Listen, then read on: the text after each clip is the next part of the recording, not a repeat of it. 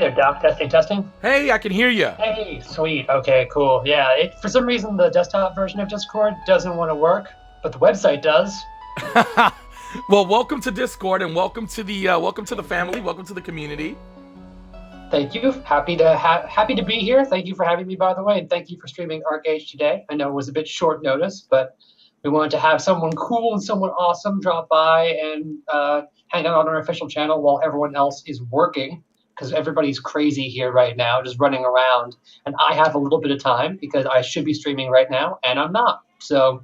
Oh, okay. Well, I'm gonna milk every second I can milk here before you gotta dip out on us. So, goodness. So, guys, ask your questions in chat, and we'll see what we can get from Celestrata in terms of answers. Now, Celestrata, if I can ask a couple of questions, that would be great. If that's all right with you. Yeah, sure. I just want to address one thing. Yes, I have a deep voice. I am a transgender woman. So yeah, I am a woman. Celestrata is an accurate name. Seraphine is my real name. But yeah, so everyone's like, oh, deep voice, got fooled. No, I'm just transgender, guys. It's pretty chill. It's pretty cool. So that's what's up, Celestrata. Hell yeah, I love it, girl. I love it. All right, now you hit me. You have questions. Let's do this. Yeah. So now this one, obviously, I know you guys over there at Trion are really excited about 3.0, and I feel as one of your players that you guys are on the right track in learning from the past. I guess my question would be, how flexible do you feel you guys are in terms of, because everybody's saying in 3 months or 6 months it's just gonna go back to normal and this and this and that. How flexible are you guys in listening to the feedback from the community and then implementing or not implementing things that maybe the community begs not to have implemented? Or are you guys on a set dedicated schedule of releasing certain things?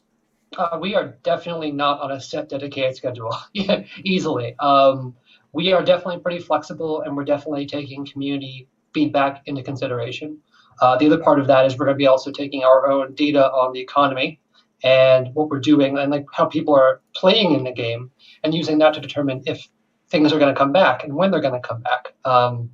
Merv was trying to be as clear about this as possible in his producer's letter, and I think a lot of people have been taking some of those numbers super literally. Like they see the 3 months to 6 months and they think this is immediately going to happen within this time period. It's not. Exactly. But the reason he put that range in is because we're going to watch. We're going to watch and wait. And if things seem like the right time for certain items, or for the auction house to change, or for character transfers to open, we'll do that. But if everything looks good and people are still happy and the server's still healthy, we're just going to keep trucking the way it is.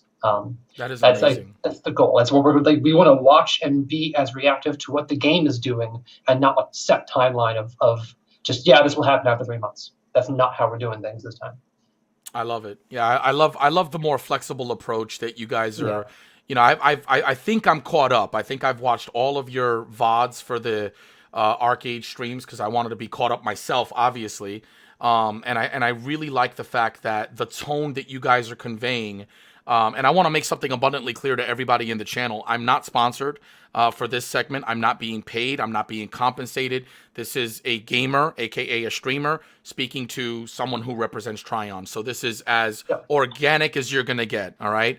This is literally me being like, do you want me to voice? I can just hang out and voice with you for a little bit. Yeah, exactly. No, so I just want to make sure they know that. So with that being said, now I caught this. I caught this in another stream. It wasn't yours, but you guys have got some new software for bots and stuff like that. Can you elaborate on that? I mean, you guys have taken some steps to kind of stop what happened with the original launch, Yes. So, I mean, there's a lot of changes we've made since then.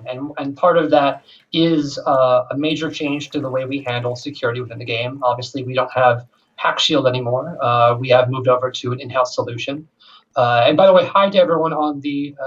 we haven't switched over on Trion Worlds yet. We will shortly, very shortly. But we have an in-house solution now that's applied and actually searches for, anything wrong, and it tends to react to that, tends to point out those accounts to us so that we can make a decision on what to do with that account. And I say that like that because people hear like, oh, you have this automated program. Is this going to ban everyone the minute it sees it? No, we took great care to make sure that humans are looking through what the program is finding and generating and then making a decision after that. So it's not like there are less false positives. There are less, people just being banned. It does its best to help secure the game, and we've seen a drastic decrease of botting activity and other types of activity in the game since it's been implemented. So it's been really, really exciting, to bring that new technology to the game. On the other side of it is a brand new human element. We have a team in-house now called the Customer Service Investigation Team, otherwise known as CSI internally. CSI? CSI. Okay. We had fun putting that one together. Okay. The CSI team is going to be on hand for the launch, and they're and for thereafter. They've been working really hard for the past multiple months to remove gold sellers, remove spammers, to remove that type of activity. Literally, we meet. It's the CSI, CS, business, intelligence or data team, myself. All of us meet 3 times a week right now in order to look at botting and that sort of activity in Archeage and do what we can to remove it. There is, of course, still the in-game option to flag other players for suspicious activity. That hasn't changed. And players can still use some labor, try to point out a bot to us. That information goes straight to our data team, who passes it to our customer service team to look into. And then if we end up banning the person, you actually get labor back as a bonus. Gotcha. So that's the multifaceted, and there's even more beyond just that, but that's the multifaceted approach we're taking to security these days. I love it. Now I'm waiting on some questions from the chat, but I've got another one here that I'll throw on you. Okay, sure, yeah. So as a player, and when we started this situation, and there goes the host. Thank you guys. Yeah. Cool. Hi to everyone on Trion World. We're not doing the official Archeage stream today. I'm obviously Celestrata, but I'm here today, joined by Docgotgame. We're hosting him today. Thank you so much again for streaming, Doc. You're welcome. If you guys want to jump over, we are all in Doc's channel right now. Make sure to follow him and subscribe to him. And, of course, join us in the chat, and you can ask questions, and we're going to be happy to answer whatever you want. But we're on Doc's questions right now. He has a bunch of them, and he's throwing them at me. So didn't want to interrupt, but I want to let people who are on the other channel know what we're doing today. I'll be gentle, I promise. So as a player, when I first started Archeage, because I was here, as you know, I was here when this bad boy kicked off for the first time. It's always been a bit baffling or confusing as to the relationship between publisher and developer. And sometimes, it's obviously it's easy for us as players in the community to make judgments or make assumptions on who's really calling the shots. I guess my question would be, how much does XL Games really listen? I mean, do we, and I mean we as in, yes, I mean Trion, are you guys, I know that do you guys have enough influence to change things that may or may not be coming our way to make the game, properly westernized? I've played a lot of Eastern MMOs coming over to the West, and I guess it's always been a just a little bit of a baffling thing. Where does that relationship go? Like where does that power lie in between you guys? Because I'll be honest, I was so mad about, the way that Archeage kind of went before. I didn't know who to get mad at. It was like, who's this? So I mean, do you guys feel that the relationship is healthier now than it was back then? Or is it about the same? How did that evolve? Or if you can share any of that? That's a really great question, actually, because a lot of people don't fully understand what a publisher does versus what a developer does. And then we have many companies who are publishers and developers. I know people were talking earlier. They mentioned I used to be on Infinite Crisis back in my Turbine days, and that's because Turbine was a publisher and a developer. Right. We had the team in house. With XL, it's been very different because XL Games obviously is a Korean studio. They're based out of Korea. They're actually flew in, and they're in the office right now with us. for the launch, for the launch of Revelation, just as they were for Ascension. But it's a very interesting dynamic because they make the game, and then we westernize and we offer suggestions, we offer the community's opinions. It's a good relationship. To answer your question, it's a really great relationship. Great. We and they are working really, really closely to deliver as many changes as possible for the game to our audience, and to make the game just better all around. There's things that they're changing for us, but there's also changes that are coming for all regions, and many of those changes can be seen reflected across both Russia, ourselves, China, Japan, and Korea as well. Awesome. It's They're always listening. They're very, very receptive. In the office, every week I actually have a community report that goes out, and it doesn't go to just people in Trion. It actually goes out to people in XL Games as well, and they pass it around, and they look at it to see if they need to make any changes or to better understand what our community is saying about their game. And they take that very, very seriously. If it's ever even an hour delayed for whatever reason, they're like, "Where's the report?" So I know everyone's over there reading it, which is really, really good. It's a really solid relationship that we have between the two of us. Obviously, I think the main difference, what people don't understand, is Trion doesn't make overt changes to the game. We're not the ones coding the game. XL is, right. And therefore we have limited influence in how fast we can change things. We have to find something, and then we bring it up, and then we translate it, and we send it to them, and then they look at it, and then they talk with their teams, and then they propose a solution, and then we listen to the solution. And there's a big, there's a conversation around it. It's not just one person's telling the other person what to do. It's a collaborative, effort between the two companies, and then those changes are rolled out. So that's sometimes why there could be a delay between community reaction and then solution. We try to make that as short as possible, but that is our goal, is to make the game as great as possible for as many people as possible. That is amazing, and I appreciate the candidness, of the answer. I'm looking at some questions from chat. Now, this one's going to be an easy one. This one's going to be an easy one for you, Celestrata. I laid it on a little thick at the beginning, okay? But this one's going to be a little easy. Are you guys over at Trion and XL Games truly prepared for what's going to happen tomorrow? What I mean by that is, I just by reading my community's thoughts and the Archeage community who visits me on Twitch, I don't know if one server is gonna be enough. Are you guys ready for the possibility of, if this thing gets crazy? Do you guys have the infrastructure ready to possibly throw something else out there, if needed, or are we Yeah. I think we said this earlier openly. We do have the possibility to add another server. We don't want to, though, and a lot of the PvPers brought it up to me the other night when they were talking to me in Discord. They were like, "We understand that you have a second server ready to go just in case, but please don't bring it online because we want to have everyone concentrated on one server so we can keep the PvP solid." And that's our same concern as well. We want to make sure that people can get in, people have a fun time, but we want to keep the population on one server so we wouldn't have to combine the two servers together. I love it. But if it's there, if it's really, really needed, it is there just in case. But obviously, like I said before, we're not looking at that as a thing at this time. It's simply an emergency solution. Amazing. Do we have things in place, and are we prepared? We're trying to be as prepared as we can be, right? Everyone's running around here making, following the plans that we've been putting in place for months now, making sure that the service is as shipshape as possible. And we're looking forward to tomorrow's launch with large amounts of anticipation. And we've made a lot of changes to our launch plans, since the past launches, even since 2.0, which players had some suggestions. Some of the suggestions were implemented into the fold, things like rolling out servers one at a time, doing the regions at separate times. I know that there's a call in the community that we should have done both regions simultaneously.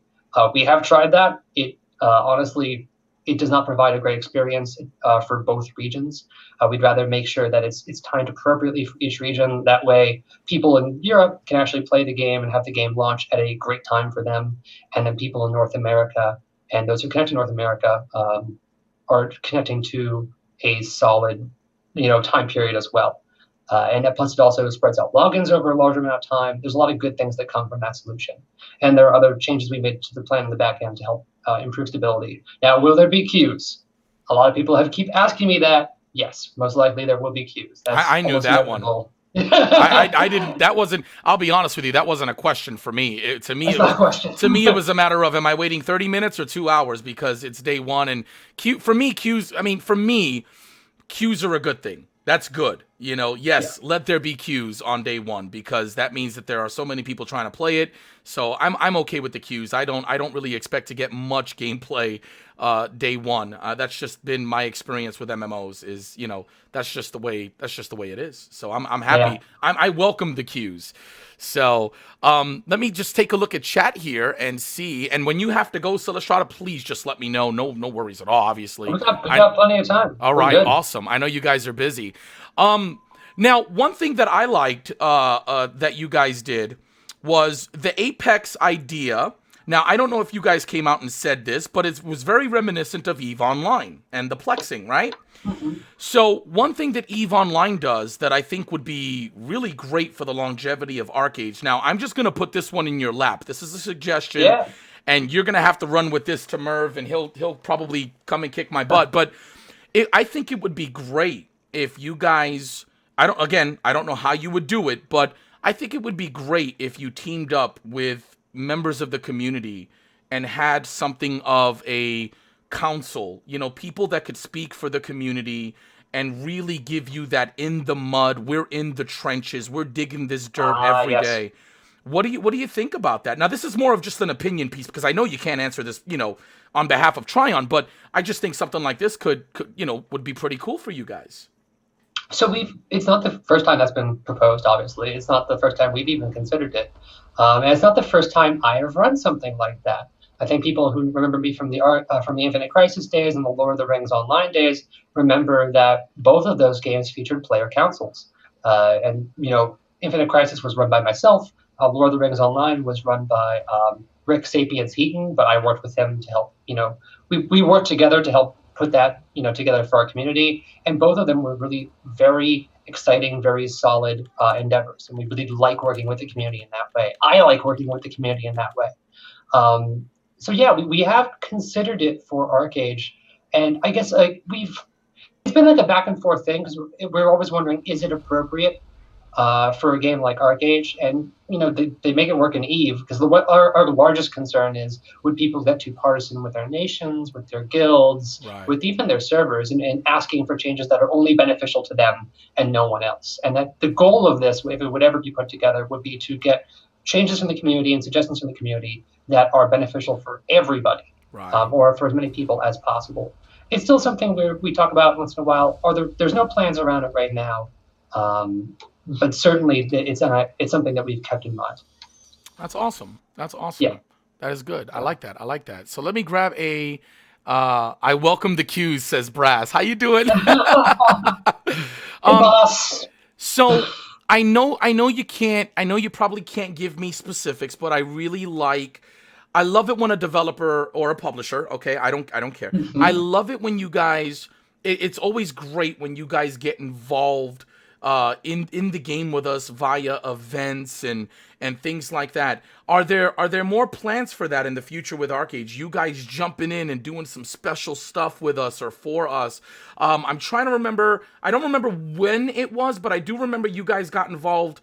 There was a big monster in. There was a big thing in Marianople, and do you guys plan on kind of like doing more of that, getting involved with the community and doing events and stuff? I mean, we like doing that more on our test servers, like on ETS and PTS. Okay. Doing those types of crazy things. We try to avoid it on the live servers because we don't want to give, again, any sort of imbalance or any sort of like preferential treatment to any one side. Right.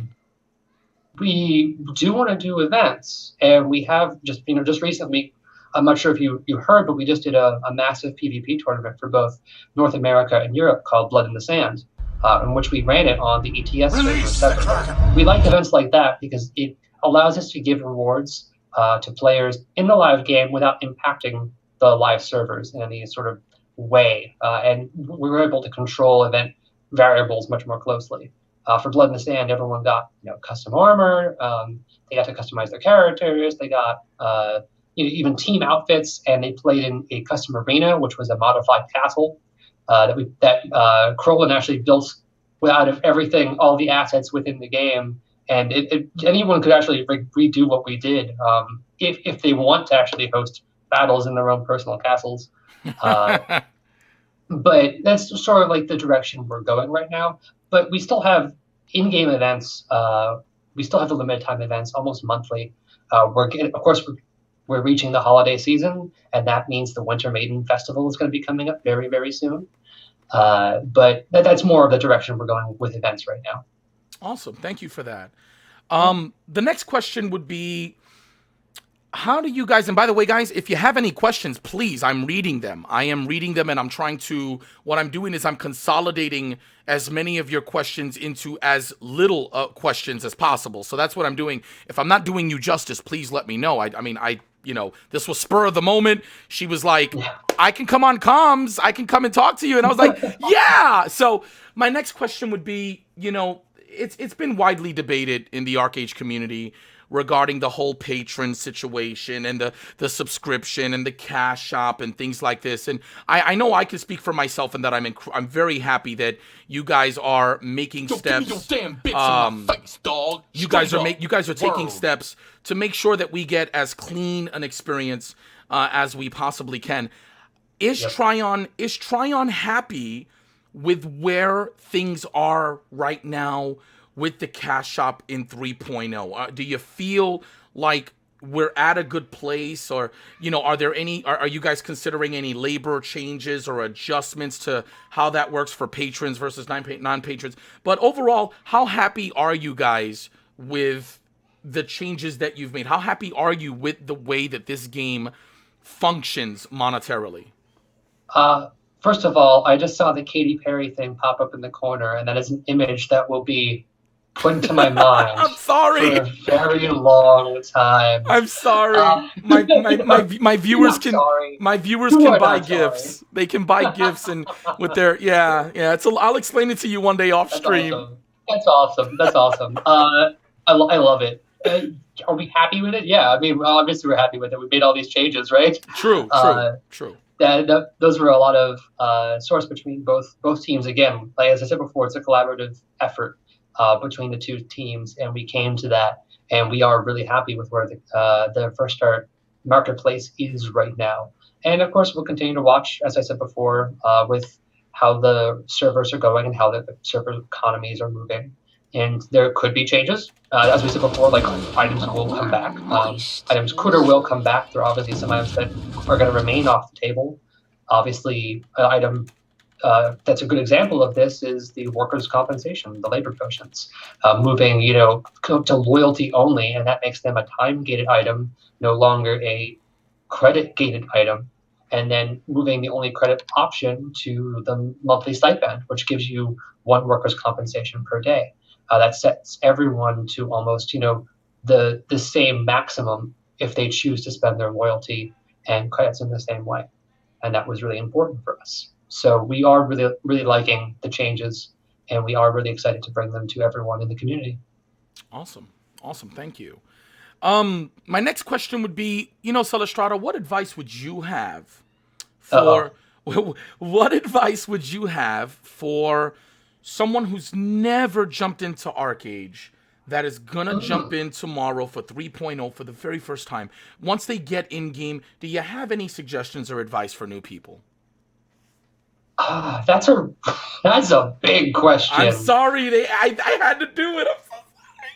I'm so sorry. I say the best advice I could give is do what you love. Archeage is whatever you make it. I keep saying this over and over again. If you want a PvP, if you want to go do that, obviously you want to level, do the quests, grab as many items as fast as possible, see if you can get some land to actually do some farming and get some money that way. And then work with a guild. That's my biggest thing. Work with a guild. Archeage is a very guild-centric game. To have that happen with PvP. Get together, get on a ship, go out and pirate some people. jump into the arena, do 1v1s or 3v3s or 5v5s. If that's like if you're all about that PvP, go to Diamond Shores, and just stay up there PvP all day. Everyone, yeah, as I hear that, everyone loves some good Diamond Shores action. But if you're all about that green life, don't let anyone force you into doing something you don't find fun. Try to find a plot of land within a safe zone. We have 2 brand new huge housing zones, Einmar and the Rakala Mountains, have just literally these huge swaths of land that can hold thousands of houses just waiting to be claimed. In addition to changes, which I'm not sure if you were aware of because they happened while you were gone, where specialized housing zones are now general housing zones. So you don't have to have it's not like a mansion only zone anymore. It is anyone can put a house down there now. So there's even more land for people to claim. And that happened a while back. Gotcha. So there are places all over the game for you to find a home or find a spot to call your own. And if you can't, this is sometimes a lot of people are saying, well, I tried to find a place to put down my house and I couldn't. Go talk to people on trade chats within the forums and see if you can arrange a sale of someone else's house. That's the way I got my house, actually. Was talking to some people, ended up finding a really good seller. They're putting it out for a price that I could afford and really liked. It was in a location I loved, so I jumped in and I took it. Then there was the other house, which I got from Amory, who she sold it to me. I'm like, Emma, good friend, the person who I work with all the time. And she's like, no, you're paying me money for that. I was like, what? But I work with you. Yeah, you can get the friend discount, but I'm still making you pay. Little 10% discount. That was cool. But that's what I would say to new players. Do what you love. Gotcha. Find whatever that is. And get to level 30. Everything opens at level 30. Gotcha. Thank you for that. Now, this is going to be a 2-parter, Celestrata. I got a 2-parter for you from the chat. There is a thing about arena limits and skill queues. Do you guys think that there will come a time where you're going to adjust those arena limits? And I'm assuming, because again, this was a little bit after I left, so I did notice today that there's a limit to how many you can do, blah, blah, blah. And then skill queuing, which is a very interesting question. So kind of a 2-parter for you. I'll let you have at it. Okay.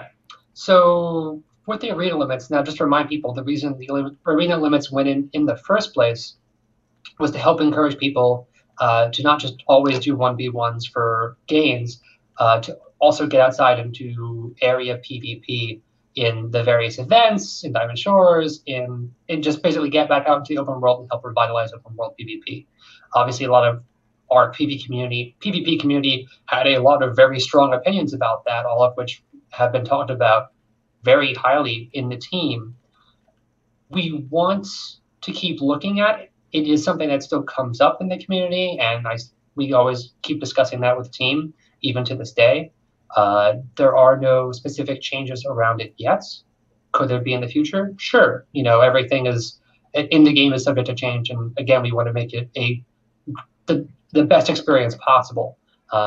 So if you feel that way, I encourage you to keep putting your suggestions into the suggestion forum or drop by. Just even right now, you're letting me know that hey, that's still a desired thing that people would like to see, and that leads me to mentioning it to the team and bringing it up in reports.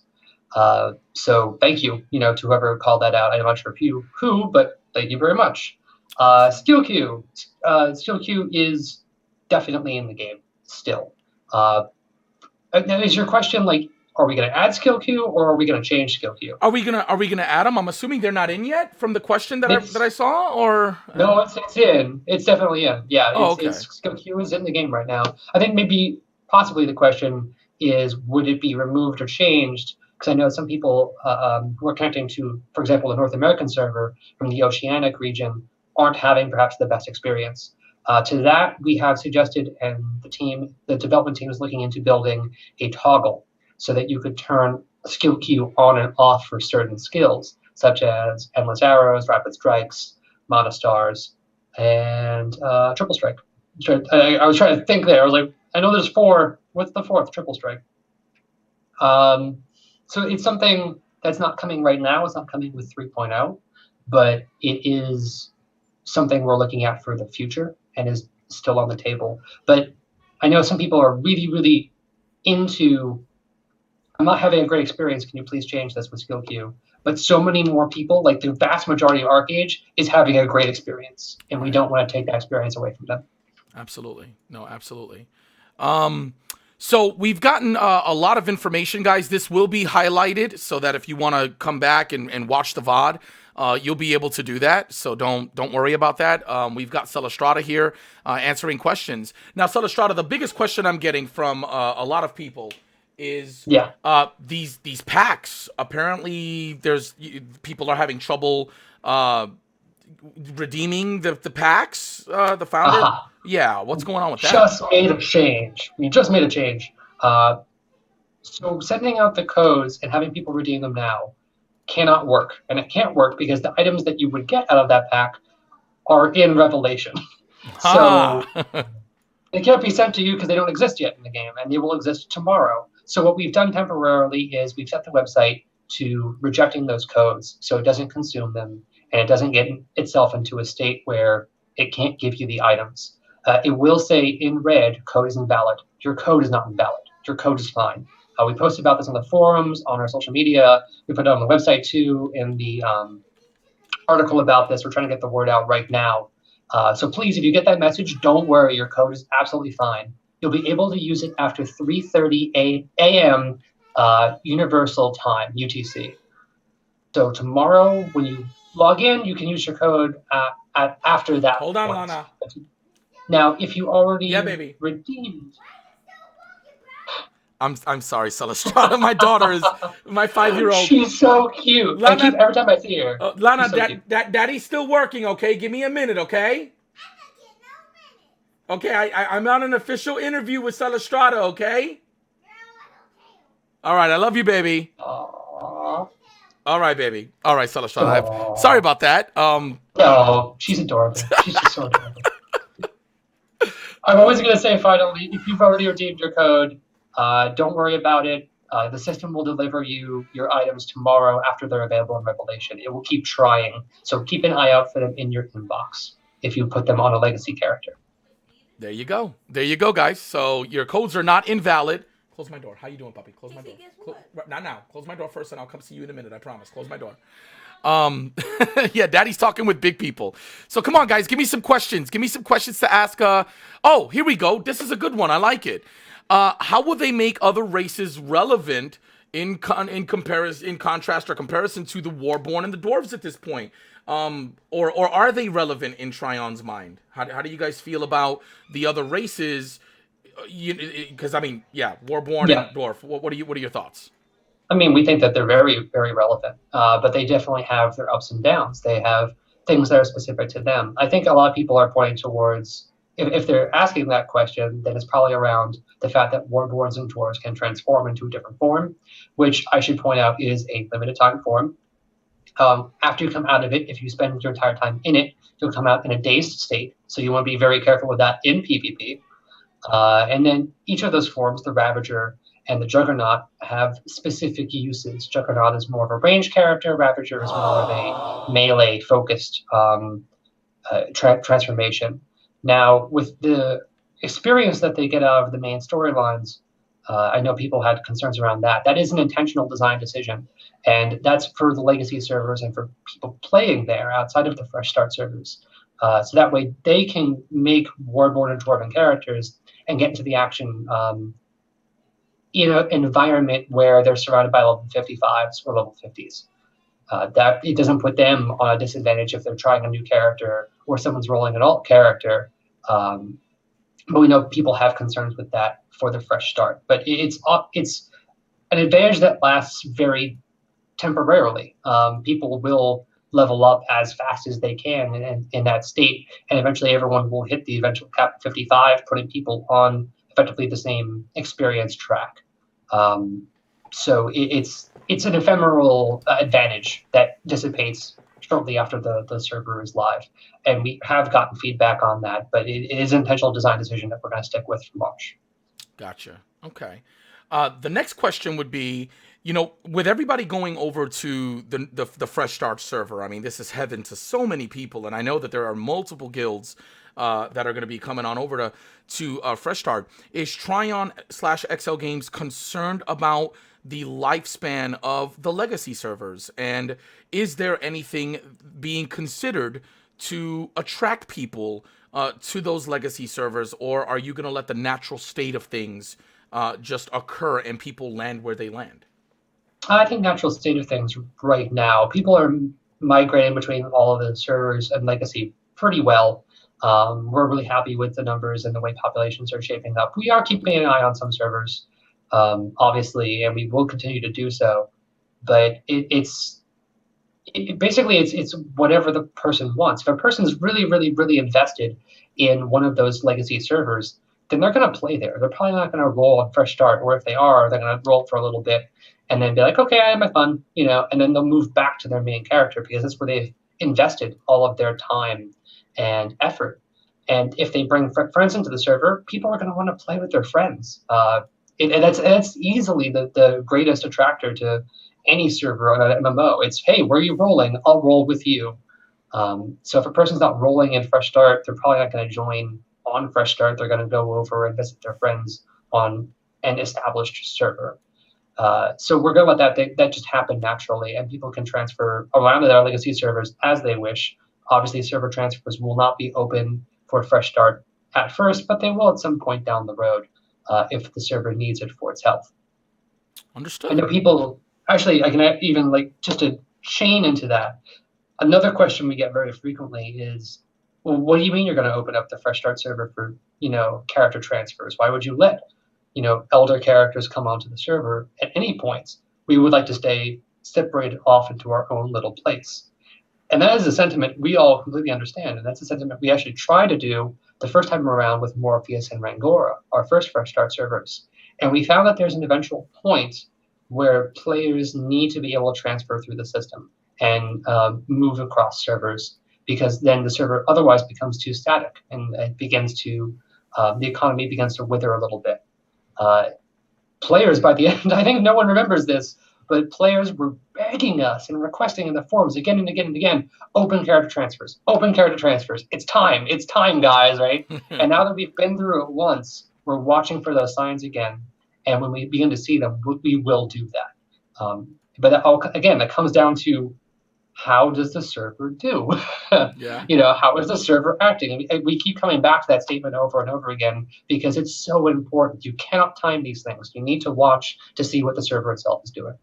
And I think for me personally, I can't speak for anybody else, but the trend that I'm hearing from you and Merv and anybody that I've been, like I said, while I watch your VODs, I love the fact that this time you're sitting back and you're saying that you are going to observe and you're going to watch. And that, as a player who thinks that Archeage, and I've said this, I'll say this to anybody who asks, I think it is one of the best PvP centric MMOs I've ever seen. I think it's great that you guys are, sitting down, taking the gloves off, and really listening to the community. Not to say that you didn't do that before, but I think that having that focus on paying attention and listening to what we have to say, I think that is going to be the driving factor behind 3.0's success, or God forbid, lack thereof. And so I definitely have hopes, for a much better experience with 3.0 than maybe, previously. The next question is about Larceny. For some reason, Larceny is a hot topic. Now, I have to admit a bit of ignorance on this one. I don't know what it is. I think Larceny is when you open up coin purses. Is that right? It is. Okay. Yeah, it is. The question was, do you ever think that there will be a non-RNG based drop rate like how it was before 3.0? That was the question verbatim. So the question, to expound upon that for people who may not understand it and to explain, for 3.0, if you kill a mob, you always get a coin purse every single time. That will always drop. And in that coin purse, you can get coins. It's obviously named a coin purse for a reason. Right. And you can get materials, and you have a chance when the coin purse opens to generate some of that stuff. In 3.0, we're shifting that all around. You no longer always get a coin purse on a mob's kill. You will sometimes get a coin purse. And if you open that coin purse, you will only get coins. You will not get materials. There is another type of box that can drop, a crate, which will only offer materials and never offer coins. And then the third type of thing that can drop is basically these shiny boxes, lock boxes, which you can open with keys. And they are not like lock boxes you would think in other MMOs where, oh, that means I go to the marketplace and I buy a key. We were really not about that. In other regions, it's like that. In our region, it is not. Okay. We have keys craftable within our system, and they are crafted via they use exploration as one of their keys in order to be able to craft. So you need to explore the game and you need to find those hidden points in order to make the keys. Now, what people are concerned with are the perception that Larceny now offers less gold overall, or less gold per labor.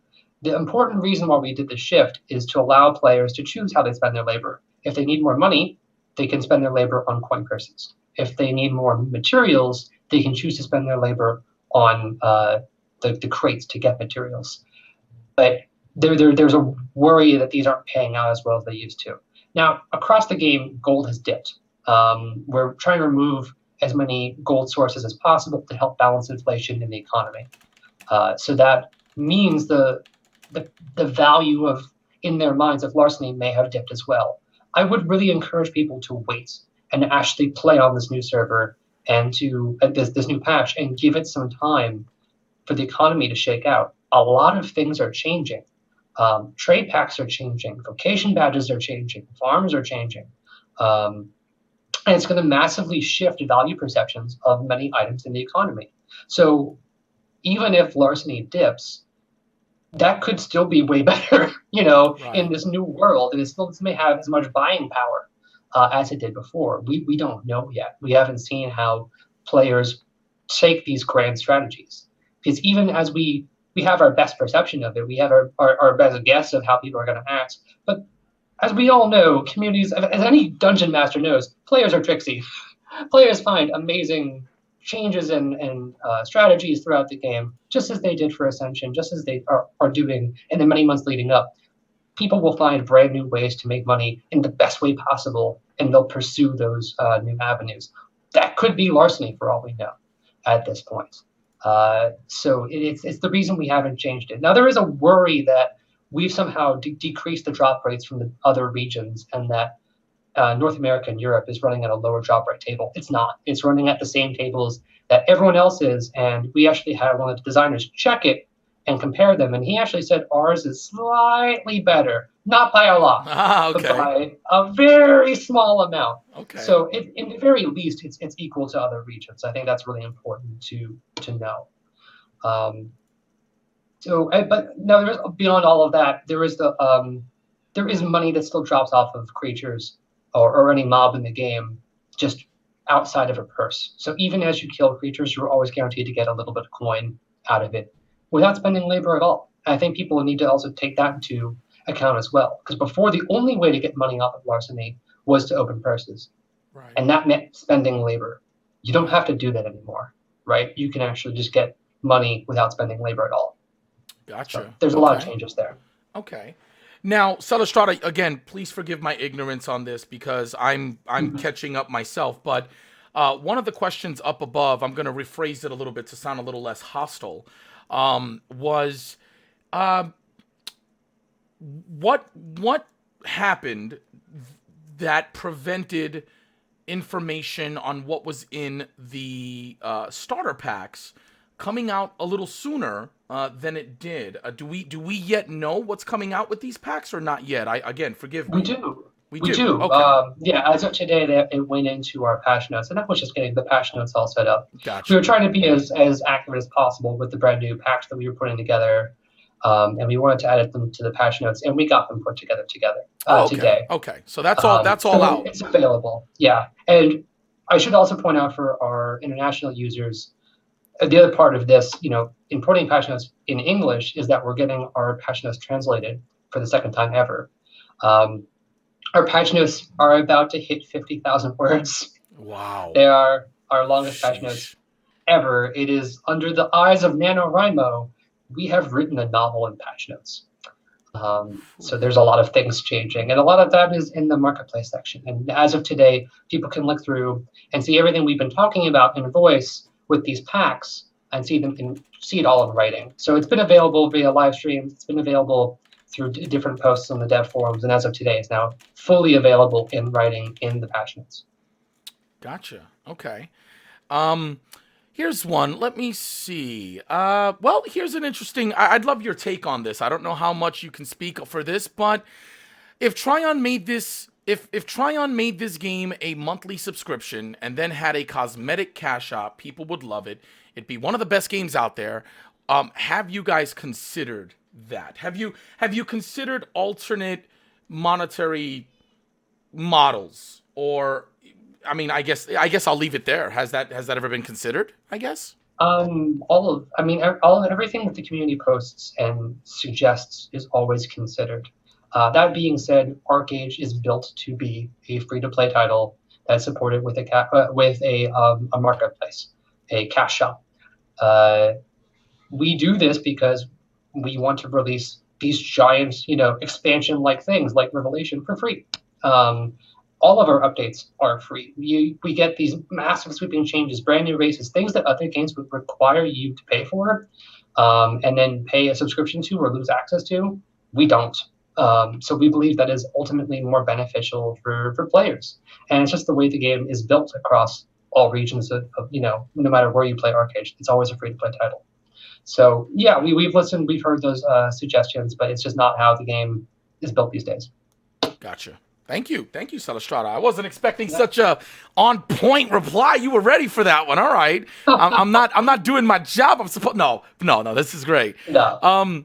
Well, let me ask you a personal question, Celestrata. Oh, personal now. Personal. No longer business. No, okay. I want, if you don't mind, take off the Trion hat for a moment. As an Archeage player, what are you most excited about for 3.0 and why? Geez.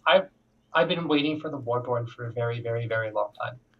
Okay. I have been very excited. And when I first heard in Revelation that the Warborn were coming, I got fangirly a little bit and dived towards all of the art that we could get our hands on and the concepts and like the early design documents, because we see all of that as it comes through and gets translated out of Korean into English. So I was voraciously reading all of that. So easily the new races, I think, are my big thing. What else the community centers. I want to see how the community centers really work within the actual game environment. I really want to see how people use the Arrow of Judgment, which is a special type of community center within Ynstyr and Cinderstone Moor, where players, once they rank that one up to level 3, a resident of that zone can come up, and if they have enough contribution to the community center, that means they've done quests for the community center and they've upped their residency with that community center, they can choose to fire it. And they can fire it at any other community center on the opposite continent. And once it hits it, it will rank down. Oh, and wow. There's a whole animation for that. What? I was jokingly, at DragonCon, I called it Green Life PvP. I love it. Oh, my God. You literally just choose one of like the different community centers and be like, you know what? You guys don't need to actually have, as I was saying before, there are those really cool anchoring charms, which I'm assuming everyone's going to aim at this community center probably. But if they get that up to level 3, then they get the workbench that allows them to create anchoring charms. That's anyone. Doesn't have to be a masonry, a famed mason. So I'm certain people will be like, you know what? You don't need those charms. And then just detonate that thing back to level 1. Wow. To deny people. That is so cool. I like it. I like it. Green PvP. I like it. Green Life PvP. So with the now, I remember something about the Warborn and the dwarves getting like more experience for the leveling process. Is that changed? Is it normal across the board? Can you elaborate on that situation there? That's what I was actually saying before when we were talking about the advantages of Warborn versus dwarf, and we have talked a little bit about the transformations that they get, but then also the main questline experience. So that's, as I said before, it is an intended design element. It's made more for the legacy servers than it's for the fresh start servers. Okay. And that was that whole conversation. Gotcha. Okay. Little over my head there. My fault. Okay. That's my bad. Answer briefly. Yeah. Yes, that is intended. we're doing that for the legacy server so people can re-roll and catch back up in an environment where they're surrounded by high-level characters, and to be fair to people on that environment for fresh start. Obviously, it's really a very small temporary boost, but other players can still catch up very, very quickly, especially if they're working in groups, and probably overcome that very, very easily. Gotcha. Okay. Well, my chat is running a little dry on questions. How are you guys looking over there? Are they asking questions in your channel, Celestrata? In our chat, I have a little bit. They're mostly talking. I see Hex and Beast and Kiwi and all of them just talking about various Archeage things, like how badly they want to play Warborn. If you guys have questions in the Trion channel, you guys can toss them out too. Please try and answer them and shoot them in. I see only a couple of people. It's kind of a little quiet. Also, Brass has been answering people too. So okay, awesome. They're getting helped by Lady Linda. Awesome, you go girl. We love you, go girl. You go girl. I see Genji Trekking is asking about how our trade packs changing. If they are they? They are. Yeah, they're actually trade packs are actually getting up. There's a lot of changes to trade packs. Oh, so wow. Okay. There's like a huge chunk. Number one, trade packs are becoming more valuable, but they're also requiring more mats to be created. But their turn rates across the board have been raised in general. There are also brand new trade packs, which have been added to some of the zones, including zones that previously didn't have trade packs. I'm looking at you, Carcass Ridgelands. You're getting trade packs now. And they never had them before. And of course, the new zones like Einmar, and some by Wilds, they're all getting packs as well. There are also changes, to beyond just raising of the mats. There are changes to the pack creation. Like larders will require a Shining Seed in order to be created. So there's a variety of changes to trade packs literally across the board. And if you want full information, because there's like too many to name here, I'd encourage you to visit the patch notes and check out that section, because we go literally pack by pack and tell you what's changed and then show you the brand new packs. And if I may call out, because I'm very proud of this, we had a naming session one night for a lot of the new packs. And for those of you who live in Carcass Ridgelands, you'll be able to transfer everyone's favorite Carcass Burn Cream. Wow. Okay. From outside of the region into wherever else you want in the world. So if you want to be a tradesman who Carcass Burn Cream, go for it. Juicy. I just threw that out. Juicy. What about Burn Cream? And everyone's like, congratulations, you have now named an item that will be permanently put into faction chat. Wow. Oh my goodness. Oh, by the way, Kiwi Dream wants to know if you got your land back that Amari sold you. I did. Someone did what I did. There was a time when I was traveling for Archeage, forgot to pay my taxes, came back and was devastated because my house demoed and I lost everything. I was just sitting there being like, my entire house is gone. All of my statues are gone. Like, what do? I have failed. I have failed this Aranor. And then I was like a month later. Oh, and by the way, Merv and Amanda never let me hear the end of it. Like Amanda would come and be like, "Hey Sarah, what's up? I have some stuff for you to do after you get your land back because you were dumb and didn't pay your taxes." Wow. I went for the full. I still got your money. At least I have that. Thanks, Emma. Again, thanks, Emma. But I did get it back because a person one block down from me failed to pay their taxes, demoed, and I got their land. So okay, I have everything back now. It's happy. It's very happy. Now, I like this question, so I'm gonna ask this one. Okay. Why should an old player come back to Archeage? What's the pitch? That. Yeah, I like that question. Why? That's a good question. Yeah. Gemini, thank you for asking that question. That's a really good question. Why should you come back? So much has changed. Probably since you have left us, we've introduced a lot of new systems and made a lot of improvements. There's not only just the brand new races. There's not only just new zones to explore. There's not only just new trade packs. There's not only just the Leviathan has come into the game. Diamond Shores, more of Aurora, castles. There are also Abyssal skills, yes. Can't forget abyssal skills. You can found your own nations. You can go up to Aurora and you can found your own nations. Castles aren't just collections of walls and gatehouses now. They are living, breathing things that have farms and that they have quests that you can do in order to earn Lord's Pence, which that allows you to earn Lord's Coins. You can even be a thief up in Aurora, a sneaky, sneaky thief. Find a guild who's been working really hard to get trade products into their storerooms. And when the storeroom is full, you can go in and you can steal products out of their storeroom and attempt to make off with it in order to open the pack for Lord's Coins as well. So there's a full economy running in Aurora now, based upon player action and how players build their castles and interact with each other. There's even diplomacy up in Aurora, where one guild who owns a nation can establish diplomatic ties with Nubia and Harania, turning their guards from kill on sight into green.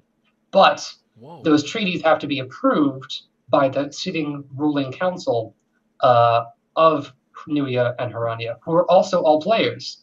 So there's a full diplomatic system running on top of the game now, where if you're in the traditional factions, you can be nominated to be a hero of your faction and lead your faction to glory. I'm gonna be a hero. They're voting. I don't care. It's hard. I am so going for that.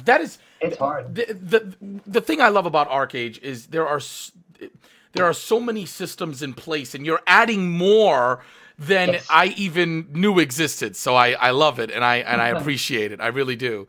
To answer one of the general questions that are coming up in the chat, when are they going to reintroduce A? When are they going to merge B? Etc. etc. Fortunately for us, they don't have an answer for that. That's good news, okay? They don't have an answer. They're going to sit back, they're going to watch, they're going to listen, and they're going to make their decisions based on community feedback. That is from Celestrata. That is from, Merv, or I don't know, should I call him Merv or Crolin? What does he prefer to be called? Is it... Either one? Okay. So you can call me Sel, you can call me Sarah. There you go. So I love the answer. I prefer that, to be honest. As an Archeage player, a fellow Archeage player, you guys know I was one of the first streamers in, and I damn sure was one of the last streamers out, okay? I like that answer. Don't give me any month. No, I don't need 3, 6, 9. Just we are listening and we are watching. And I'm good with that. I'm gravy, So as long as you give me that, I'm happy. It's all good, okay? Now, there's a question about Siege bid refunds. Do you know anything about that? Yes, we are still working on. I was going to say we're still working on. There was a Siege cycle last like a couple weeks ago, in which we had massive disconnection issues across all of our titles that was started by a DDoS attack. We temporarily canceled sieges within Archeage because people were connecting and disconnecting or having lag, and we didn't want people to have a bad siege cycle where they were lagging out all over the place, and then they lose their castle or they can't get enough for their attack. We didn't want people to go through that struggle, so we canceled the sieges. And then anyone who won a siege scroll, we've been working on reimbursing you. So if you should have gotten a contact from us at customer service. If you have not been reimbursed yet, please contact us at support.trionworlds.com. Open up a ticket with us, and our customer service team will look into if your guild or if your guild leader, you can get your money back from that siege cycle. So please, if you haven't done that, please do. Awesome. And I think the final question here, because it looks like chat's feeling pretty good about everything, and I know we've been going at it for about 40 minutes, right? And again, Celestrata, I can't express. Thank you so much, for coming on. No, thank you for having me. Thank you for having me. Thank you for streaming for everyone, and thank you for playing Archeage. And everyone too, everyone out there. Thank you for playing Archeage and joining us for tomorrow's Revelation launch. I can't wait. I can't wait. So my final question will be how, and I like this question because I'm curious myself. How impactful are the Warborn and Dwarf abilities in terms of transformation to PvP, in your opinion? Are they, do guilds want to start planning, we need our Warborn, we need our Dwarves? Was that all taken into account when these transformations were conceived and implemented? How do you feel about it?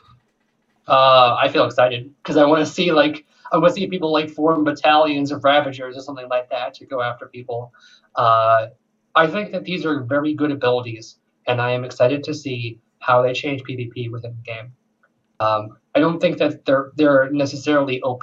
As I said before, they certainly have drawbacks in cooldown time, in stunning the player once the person pops out of it, and in the focuses of the Warborn, and the Dwarf transformations, the Juggernaut and the Ravager. Like if you're really, really in to doing hardcore melee combat PvP, you might find Ravagers great. But if you're playing a Warborn and you're not comfortable with getting into melee, you might not be so great with the Ravager. Gotcha. But we really, really, I believe we all want to see what people do with them and how people act with them. I think that they're going to, as just with the transformations as abyssal skills. Quill said it first, and I'm going to steal his words because he said them very well. It's a game changer. It's a straight up game changer. And you were even saying earlier, you're excited for like the 6-man res. Like that's crazy. Like, oh yeah. Oh my God. Yeah. Really The abyssal crazy. skills. The abyssal skills. I can't wait to see what and the thing about 3.0 is this is going to be a culmination of the top guilds of Archeage, and it's going to be very interesting as a guild leader myself and someone who wishes he was good. It's going to be very interesting to see what the top guilds do in terms of the meta and how the meta changes, incorporating all of these new abyssal skills, the Warborn and the dwarves and everything coming on. So I'm genuinely excited, and just from my community, the Unbound, we are very excited about this new relationship with Trion, this relationship of, accepting. And that's, again, not saying you didn't do it before, but I definitely feel closer to you guys, with the way that information has been coming out, the frequency in which the information has been coming out, and even your mentality with 3.0. You guys have a gem in Archeage, Celestrata, and I know you know that. And I want to see this game be one that everybody has to try. So please keep up the good work on behalf of my community, because we're excited. We are excited. Thank you. And just to answer Greg's before we leave, because it's on the same note, no, you won't be nerfed if you choose not to use the abilities that the transformation of Warborn and Dwarf have. It's simply you're just not going to use them. Because like when you transform, you get a completely new set of skills, which you can then use for a limited amount of time. It doesn't give you more power in your standard form. It's just a different option that you can take. If you don't take that, you're going to be just as strong as everyone else on the battlefield. So that's awesome. Super important. And thank you again. Thank you for playing, and we really appreciate having you here and having everybody else here. We love Archeage. I mean, Crow literally came from the Archeage community. I'm certain you remember from Outcry. Am has been playing Archeage for a very, very long time, as producer. And then I'm the newest one. I've only been here for over a year now, a little bit over a year. But I played at launch, and I had to leave, unfortunately, because I didn't get enough time to actually level up. Much like you do, it's hard when you're running a job and trying to do all those things. It's hard to level on Archeage. Yeah, it is. Yeah. Really happy to be back. Really happy to be back and involved. So cannot wait. Thank you guys so much. Thank you. Thank you for coming on, Cella. Guys, can we get some love in the chat for Celestrata and the Trion team for hanging out with us tonight? Any heart will do. Spam those hearts. If you're one of my subs, go ahead and get that Doc love going. If you're not a sub, any heart will do. Celestrata, have a wonderful evening, and I look forward to diving into Archeage tomorrow with arms wide open. All right. I would have you guys. Thank you so much. Thank you, Celestrata. You take care. Bye. Bye-bye. So, ladies and gentlemen, there you have it. We will be highlighting this. It will be a highlight, no worries. So that, for those of you who want to kind of go back to the beginning, can play the game, can watch the video and learn about what we learned about. I'm excited. I'm genuinely excited. And I can't wait to see, what Archeage does. So, that is going to do it for Archeage on this broadcast right now. However, tomorrow we will be live with Archeage 3.0. I'm not sure what time. I don't know if I'm going to go live at 3 p.m. Eastern or 4 p.m. Eastern. I don't know. But we are going to be live. We are going to have giveaways. And we're going to be leveling together as a community. It's going to be great. So I'm excited. I hope you guys will come on back and watch us. We are a variety MMORPG stream. So we do a lot of MMOs in the channel. We do a lot of MMOs here. If it's got PvP, I want to play it. You know what I mean? And then, of course, we do the occasional PvP game when MMOs are dry, because they are sometimes. So,